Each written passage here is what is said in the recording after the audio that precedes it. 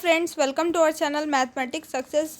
हमको जो कुछ और इम्पोर्टेंट क्वेश्चन लग रहे हैं थ्योरी में से वो ले रहे हैं। अगर आप चाहें तो इनको पढ़ सकते हैं, ठीक है। तो हुक का नियम क्या होता है, तो अगर आपको 4 ऑप्शन दे दिए जाएँ और पूछ दिया जाए इसमें से हुक का नियम क्या कहता है, या पूछ ले कि समानीत द्रव्यमान क्या होता है, तो आपको पता है समानीत द्रव्यमान m1 m2 upon m1 plus m2 होता है, ठीक है। तो ये कहता क्या है, हुक का नियम कहता है जो कंपन की आवृत्ति बल नियतांक के वर्ग के समानुपाती होती है, ठीक है। वी प्रोपोर्शनल टू वर्ग के, ठीक है, बल नियतांक के वर्ग के समानुपाती होती है। v इक्वल टू 1/2π√k/μ, ठीक है। ये आ गया हमारा। और इसको इस टाइप से भी लिख सकते हैं, अगर समानीत द्रव्यमान आपसे पूछा जाता है क्या होता है तो आप बता देंगे m1 m2 upon m1 plus m2 होता है, ठीक है। v bar equal to 1/2π√k m1 m2 upon m1 plus m2। यहाँ जो समानीत द्रव्यमान है वो म्यू है, तो म्यू की जगह जब यहाँ पे वैल्यू रख देते हैं तो ये जो नीचे होता है ये ऊपर चला जाता है, इसीलिए ये फॉर्मूला आ गया। कैसे आया आप देख सकते हैं, आपको आराम से याद हो सकता है, कोई दिक्कत नहीं होगी। ये अगर म्यू की वैल्यू है तो वी बार इक्वल टू क्या होता है, न्यू अपॉन सी, यहाँ से वैल्यू निकाल लेंगे, ठीक है। अगला जहाँ वी बार क्या है, कंपन आवृत्ति है, सी प्रकाश का वेग है। प्रकाश का वेग कितना होता है, 3 × 10⁸ मीटर पर सेकेंड, ओके। और अगर इसका जो है यूनिट पूछ ले तो ये देख लीजिएगा, ठीक है। कुछ ये इस टाइप से भी पूछा जा सकता है कि स्पेक्ट्रोस्कोपी के अनुप्रयोग क्या हैं, IR स्पेक्ट्रोस्कोपी के कौन से अनुप्रयोग हैं निम्न में से, तो उसमें यौगिक की पहचान कर सकते हैं, बल स्थिरांक का मापन कर सकते हैं। सिर्फ सिंपल याद करना है आपको, ये इसमें पूरा पढ़ना नहीं है, सिर्फ हेडिंग, ठीक है। यौगिक की पहचान कर सकते हैं, बल स्थिरांक का मापन कर सकते हैं, अभिक्रिया की जो बल गतिकी का अध्ययन है वो कर सकते हैं। हाइड्रोजन बंध को हम लोग अगर कहीं भी दिख जाए हाइड्रोजन बंध तो ये भी निकाल लेंगे, ठीक है। शुद्धिकरण का नियंत्रण कर सकते हैं, बस इतना ही याद रखना है। ये कुछ ग्रुप्स हैं, कैसे पहचान करते हैं आपके में जो है ज्यामिति समवायता आइसोमेरिज्म है, और जिसमें आपसे मतलब समवायता है पूरी सभी प्रकार की, चाहे वो चेन हो चाहे ज्योमेट्रिकल हो, सभी हैं। तो आप लोग अगर वो पढ़े होंगे तो आपको समझ में आएंगी। अब तो इतना टाइम भी नहीं है कि फुल डिटेल से पढ़ाया जाए, ठीक है। फर्स्ट ईयर के साथ वीडियोस में किसी में मैंने पढ़ाई थी समवायता। ये एल्केन ग्रुप होता है, ठीक है। ये एल्केन ग्रुप, ये एल्कोहल ग्रुप, OH लगा हो तो एल्कोहल ग्रुप, इस टाइप से आप लोग ये जान सकते हैं, ठीक है। यहाँ पे रेंज दी हुई है फ्रीक्वेंसी की, अगर फ्रीक्वेंसी कोई एक आधी पूछी गई तो ये जो है आपके में क्वेश्चन था, एक उसी में पूछा गया था, तो इसीलिए मतलब ये ले लिया, ठीक। फिनॉल ग्रुप क्या होगा जो, ठीक है। ईथर क्या होगा, कार्बोनिल ग्रुप क्या होगा, कीटोन ग्रुप क्या होगा, एल्डिहाइड क्या होगा, इस टाइप से। यहाँ जो R है वो एल्किल ग्रुप को दिखाता है, ठीक है। R क्या हमारा दिखाता है, एल्किल ग्रुप। CH3 C2H5 मतलब मेथेनॉल, एथेनॉल कुछ भी हो सकता है, मेथेट, प्रोब्यूट कुछ भी, ठीक है। तो यहाँ पे ये एल्डिहाइड, कार्बोक्सिलिक एसिड का क्या ग्रुप होगा, तो कार्बोक्सिलिक एसिड का ये ग्रुप होता है, ये एल्डिहाइड का है, ठीक है। और कीटोन का ये, ठीक है। इस टाइप से एस्टर का, ये एस्टर का है, और ये मतलब एल्किल ग्रुप और एरिल ग्रुप, ठीक है। AR जहाँ लिखा है वो एरिल ग्रुप है। और एस्टर में मतलब क्या है, जैसे CH3CO C2H5, ठीक है, मेथॉक्सी मेथेन, इस टाइप से, ठीक है। और ester, amine, amide, amine group मतलब NH2, और CONH2 होगा तो एमाइड ग्रुप हो जाएगा। नाइट्रो एल्किल हाइलाइड ये ग्रुप होगा, आप लोग देख लीजिए, ठीक है। अगर और विक्टर मेयर परीक्षण देखिए, जो नाम वाली रिएक्शन है इंपॉर्टेंट वो देख लेते हैं। हो सकता है इससे रिलेटेड आपसे प्रोडक्ट पूछ दे कि इसमें क्या बनता है, या कैसे जानेंगे कि और किसकी उपस्थिति में हम लोग अपक्रिया कराते हैं, या कुछ भी पूछ सकता है, ठीक है। तो क्योंकि मतलब रिएक्शन से रिलेटेड क्वेश्चन पूछे गए हैं, जो भी हमने पहले वाले वीडियोस डिस्कस किए हैं उन्हें देख लीजिएगा, नहीं देखा है तो जो भी कुछ पढ़ाया है उससे पढ़ लीजिएगा, शायद आपको हेल्प होगी। 1 डिग्री अल्कोहल क्यों है, क्योंकि एक ही यहाँ पे एल्किल ग्रुप है, इसलिए 1 डिग्री अल्कोहल है, ठीक है। 2 डिग्री कब होता है, जब यहाँ 2 ग्रुप जुड़ जाते हैं एल्किल और H यहाँ से एक कम हो जाता तो वो जो है 2 डिग्री हो जाता, 3 हो जाता तो 3 डिग्री, और 4 होता है तो पॉली हो जाता है, ठीक है। तो यहाँ पे क्या कह रहा है, प्राथमिक अल्कोहल में विक्टर मेयर परीक्षण में आपसे पूछेगा कौन सा रंग देता है, तो प्राथमिक अल्कोहल में लाल रंग देगा, ठीक है। इस टाइप से याद रख सकते हैं, पूछेगा किसकी उपस्थिति में क्रिया कराते हैं और क्या बनता है, ठीक है। तो AgNO3, ये आपको रिएक्शन अगर याद होगी तो बहुत सिंपल से, मतलब अगर आपने थ्योरी बेस तैयार किया होगा तो आपको पता होगी कैसे होता है, तो वहाँ पे कर लेंगे। तो हमको सिंपल से याद रखना है 1 डिग्री अल्कोहल में लाल रंग बनता है, 2 डिग्री में नीला रंग बनता है, तीसरे में कोई रंग नहीं बनता। ठीक है, इस टाइप से दे देगा, कहेगा विक्टर मायर परीक्षण में 2 डिग्री अल्कोहल में कौन सा रंग बनता है, तो ब्लू कलर बनेगा। ठीक है, और 3 डिग्री अल्कोहल में पूछे तो कोई कलर नहीं बनेगा। इस टाइप से पूछा जा सकता है। ठीक है, और ये है साटन बाउमन अपक्रिया। साटन बाउमन अपक्रिया क्या होती है, ये भी नाम वाली रिएक्शन सारी बहुत ही ज़्यादा इंपॉर्टेंट है, तो आप लोग इनको पढ़ के जाएंगे। तो इसमें पूछ लिया, कहा कि फिनॉल क्षार की ये होता क्या, ये देख लीजिए। अगर पूछ ले तो मतलब आपको पता है इस अपक्रिया को क्या कहते हैं। अगर कहते हैं कि फिनॉल की क्षार की उपस्थिति में बेंजोइल क्लोराइड से अपक्रिया कराने पर फेनिल बेंजोड बनता है, तो बताइए कौन सी अपक्रिया है, तो साटन बाउमन अपक्रिया हो जाएगी। अगर आपको रिएक्शन आती है तभी वहाँ पर बता पाएंगे। ठीक है, तो यहाँ पे देखिए फिनॉल की रिएक्शन कराई हमने बेंजिल क्लोराइड से, तो हमको फेनिल बेंजोएट मिला। ठीक है, तो यहाँ से ये H और ये Cl, ये वाला H और ये Cl यहाँ से निकल गया, और जो बचा वही हमारा आ गया। ठीक है, यहाँ से C और O को यहाँ लिख दिया। देखिए पूरे मॉलिक्यूल उतने ही हैं। ठीक है, फेनिल बेंजोएट बनता है। आपसे पूछे साटन बाउमन अपक्रिया में क्या बनता है, तो फेनिल बेंजोएट और HCl मतलब हाइड्रोजन क्लोराइड बनता है। ठीक है, और इस टाइप से पूछ सकता है कि यहाँ उचित कारण, जैसे अम्लता का 4 ये दे दिए, कहा कि इसमें अम्ल मतलब 4 ऑप्शन दे देगा, पहले इसको लिख दिया या इसको लिख दिया, इसको किसी को पहले लिख देगा चारों ऑप्शन में, और पूछेगा बताइए इसकी अम्लीयता का क्रम क्या है।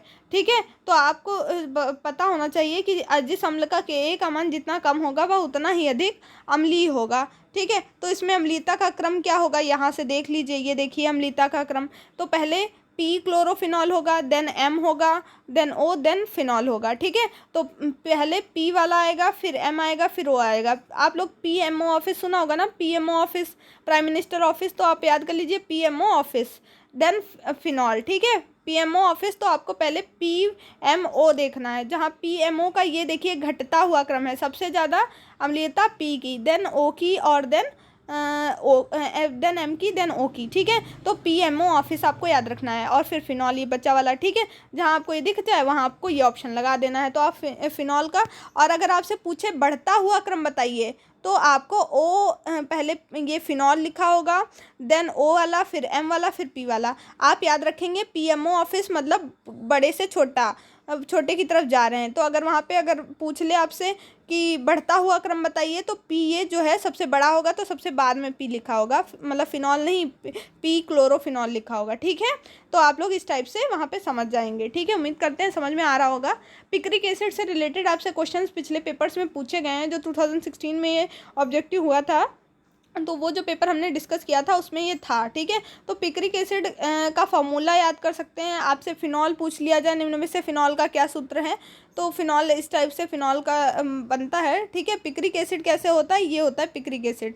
पिक्रिक एसिड में यहाँ पे NO3 इधर जो दिख नहीं रहा है वो NO3 ग्रुप जुड़ा हुआ है, इधर NO2 जुड़ा हुआ है। ठीक है, और नीचे NO जुड़ा हुआ है। 1 मिनट, हाँ ठीक है, ये। और पिक्रिक एसिड का और किस नाम से जाना जाता है, इस टाइप से पूछ सकता है, पिक्रिक एसिड को और किस नाम से जानते हैं, तो 2,4,6 ट्राई नाइट्रोफिनॉल के नाम से जानते हैं। ये शायद पूछा भी गया है, तो आपको याद रखना है पिक्रिक एसिड को और किस नाम से जानते हैं, 2,4,6। 2 क्यों, देखिए यहाँ पे ट्रू पे दिख रहा है, NO2 ग्रुप 3 जगह दिख रहा है। यहाँ से स्टार्ट करते हैं, तो यहाँ पे हमने गिना। ठीक है, तो हमने यहाँ से स्टार्ट किया तो 2 पे।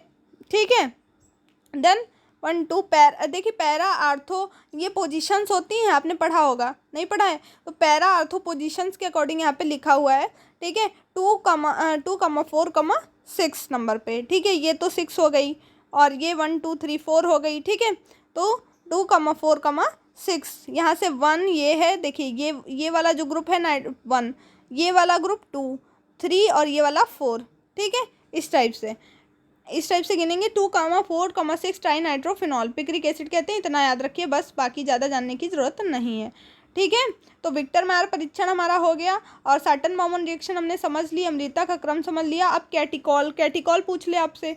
ठीक है, तो कैटिकॉल क्या होता है, आर्थोक्लोरोफिनॉल को 25% NaOH के साथ गर्म करते हैं तो कैटिकॉल का सोडियम लवण प्राप्त होता है, जो HCl द्वारा अम्लीय करने पर कैटिकॉल देता है। ठीक है, तो पूछ ले कैटिकॉल का, निम्न में से कैटिकॉल का फॉर्मूला कौन सा है, तो कैटिकॉल का ये फॉर्मूला होता है। ठीक है, इस टाइप से पूछ सकता है। ठीक है, आगे जो है हमारा फिनॉल, फिनोफ्थलीन। फिनोफ्थलीन के विधि पूछ सकता है, जैसे फिनोफ्थलीन पूछा कि फिनोफ्थलीन बनेगी निम्न में से किस क्रिया में फिनोफ्थलीन बनता है या किसकी प्रेजेंटेशन में बनता है, तो आपको पता होना चाहिए सांद्र H2SO4 या कंसनट्रेट H2SO4 की प्रेजेंट्स में हम लोग जब थैलिक एल्डिहाइड के साथ क्रिया कराएंगे फिनॉल की, तब हमारा क्या बनेगा, तब हमारा बनता है फिनोफ्थलीन।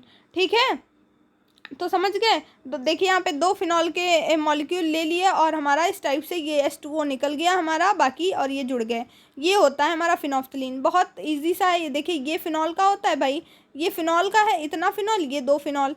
आपको समझाने के लिए इस तरह से टेढ़े से लिखा हुआ है, और इसकी क्रिया कराई किससे, थैलिक एसिड के साथ में। ठीक है, तो यहाँ से H2O निकल गया, बाकी जुड़ गया, ये फिनोफ्थलीन बन गया। ठीक है, इतना याद रखिए। वहाँ पे आपको इतना बड़ा फॉर्मूला तो नहीं लिखा होगा। ठीक है, तो यही पूछेगा निम्न में से संश्लेषण विधि से क्या बना सकते हैं, तो फिनोफ्थलीन और ओ क्रिसोल बना सकते हैं, इस टाइप से आप बता सकते हैं। ठीक है, सैलिसिलिक एसिड। सैलिसिलिक एसिड बहुत इंपॉर्टेंट है, इससे फॉर्मूला भी पूछ सकता है। देखिए इसमें कितने कार्बन है, 1 2 3 4 5 6 कार्बन हो गए, और इसकी 2 तो यहाँ पे H2 सब पे जुड़े होंगे। ठीक है, 2 हाइड्रोजन, तो इस हिसाब से अगर वहाँ पे फॉर्मूला दिया है ऐसे करके C6H5, तो H6H5OH COOH, तो वहाँ भी आप लोग ध्यान देंगे कि कौन सा फॉर्मूला होगा सैलिसिलिक एसिड का। मान लीजिए आपको बेंजीन बनानी आती है, ठीक है, आपको पता है C6H5 होता है बेंजीन का फॉर्मूला, लेकिन अगर वहाँ पे नहीं आता तो कैसे करेंगे। ठीक है, तो मतलब ये फिनॉल के साथ में इसका मतलब बिल्कुल लिखना भी आना चाहिए कि C6 होगा, C5 होगा, कितना होगा। ठीक है, तो जहाँ पे ये दिखेगा वहाँ पे ये हो जाएगा। अगला है, ठीक है, तो समझ गए होंगे ना। तो यहाँ पे C6H5 होगा, सल्फ्यूरिक एसिड में क्यों होगा, क्योंकि यहाँ पे OH लगा है, यहाँ H तो नहीं है ना, वैसे बेंजीन में होता तो C6H6 हो जाता। ओके, तो राइमर टीमैन रिएक्शन पूछ ले तो क्या हो जाएगा, राइमर टीमैन अपक्रिया। तो क्षार की उपस्थिति में फिनॉल को जब CCl4 के साथ क्रिया कराते हैं तो सल्फ्यूरिक एसिड बनता है। ठीक है, राइमर टीमैन अपक्रिया में क्या बनता है, तो सल्फ्यूरिक एसिड बनता है, ये बताएंगे। 2020 में ये रिएक्शन आ चुकी है। ठीक है, तो और किसकी प्रेजेंटेशन में गर्म करते हैं, तो CCl4 की प्रेजेंटेशन में हम लोग गर्म करते हैं। ठीक है, अगला है एंथ्रानिलिक अम्ल द्वारा बनाते हैं। ठीक है, तो ये इसके चांस कम है, इसको छोड़ भी सकते हैं, या अगर टेम्परेचर पूछ दिया तो 0.5 डिग्री सेंटीग्रेड पर गर्म करते हैं, फिर जो मिलता है उसको 160 डिग्री सेंटीग्रेड पर गर्म करते हैं। ठीक है, और आपसे पूछ लिया कि इसकी सल्फ्यूरिक एसिड कैसा होता है, तो ये ठोस होता है और इसका कोई कलर नहीं होता। ठीक है, सुई के आकार का रंगहीन क्रिस्टलीय ठोस होता है। आप लोग लैब में जाते होंगे, कैपिलरी देखी होगी, कितनी पतली सी होती है, उसमें भर के फिर वो कराते हैं हम लोग, मतलब प्रैक्टिकल कराते हैं ना, तो उसमें उसी टाइप से ये बहुत पतली सुई के आकार का रंगीन क्रिस्टलीय ठोस होता है, और इसका गलनांक जो होता है वो कितना होता है, मेल्टिंग पॉइंट 158, मेल्टिंग और बॉइलिंग 2 पॉइंट्स होते हैं। ठीक है, और सबको बिल्कुल क्लियर होना चाहिए, 158 डिग्री सेंटीग्रेड होता है। ठीक है, और इसके रासायनिक गुण कुछ दिए हुए हैं, आप चाहिए तो इसे पढ़ लीजिएगा, वरना कोई इतना इम्पोर्टेंट नहीं है।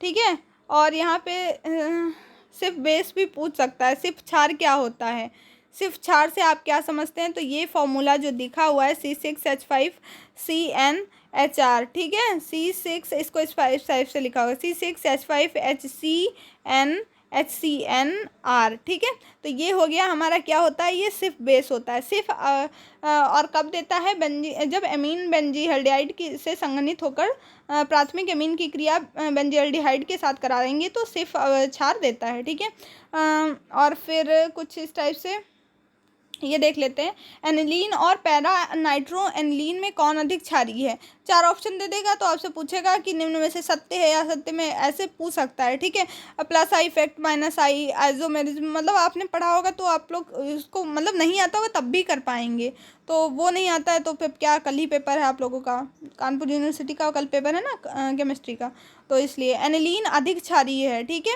और कुछ बच्चों का DDU से, मतलब उन लोगों का 27 को मैथ वैथ का है, तो वो लोग चाहें तो वीडियोस इस पर जो भी पढ़े हैं बहुत इंपॉर्टेंट ही हैं सारे, तो वो सब देख सकते हैं। ठीक है, तो मेसोमेरिक इफेक्ट के कारण यहाँ प्लस, मतलब प्लस और -2 होते हैं ना effect, mesomeric, M effect, I effect पढ़ते हैं ना, तो क्षारकता को घटाता है। ठीक है, तो एनिलीन अधिक क्षारीय हो गया, किससे, पैरा नाइट्रो एनिलीन से। ठीक है, आपको वहाँ पे पैरा नाइट्रो एनिलीन, ये पैरा पोजीशन पे लगा हुआ है इसलिए पैरा कहा है। POM जो यहाँ पे देखा था अभी PMO, तो वो पैरा, ऑर्थो और मेटा पोजीशंस थी उनकी। ठीक है, पैरा पे होगा तो P लिखते हैं, ऑर्थो पे होगा तो ओ लिखते हैं, और मेटा पे होगा तो एम लिखते हैं, ठीक है।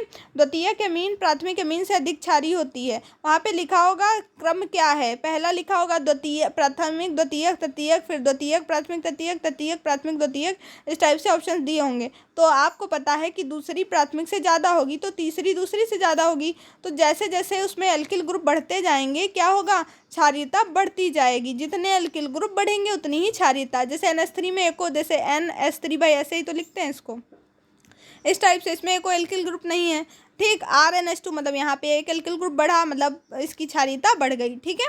तो जैसे जैसे बढ़ते जाएंगे उतनी उतनी क्षारीयता बढ़ती जाती है। तो उम्मीद करते हैं ये वीडियो आपको पसंद आया होगा। अगर आपको विद्युत रासायनिक श्रेणी अभी बिल्कुल मतलब नहीं है तो शाम तक एक वीडियो आ जाएगा जिसमें हम आपको एक बिल्कुल ट्रिक बता देंगे सारे उसकी। तो हो सकता है 1-2 क्वेश्चन, मतलब 2 से 3 क्वेश्चन आ सकते हैं विद्युत रासायनिक श्रेणी से। तो अगर आप उस ट्रिक को याद कर लेंगे तो वहाँ अगर मतलब अभी आपको एक छोटी सी ट्रिक बताई थी हमने कि PSC में आज ऐसे करके बताई थी, तो वो अगर मतलब उसमें थोड़ी कम मेटल्स आती हैं, और जो मतलब बिल्कुल पूरी मेटल्स वाली देखेंगे तो वो थोड़ी सी बड़ी है।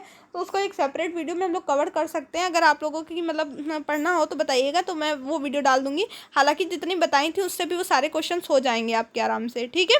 तो अगर आपको वीडियो पसंद आया है तो वीडियो को लाइक करेंगे, अपने दोस्तों के साथ शेयर करेंगे। चैनल को सब्सक्राइब नहीं किया है तो प्लीज़ सब्सक्राइब कर लीजिए और बेल आइकन को दबा लीजिए। टेलीग्राम चैनल से जुड़ जाइए जहाँ आपको PDF इसके मिल जाएंगे। Okay, thank you for watching this video. जय हिंद, जय भारत।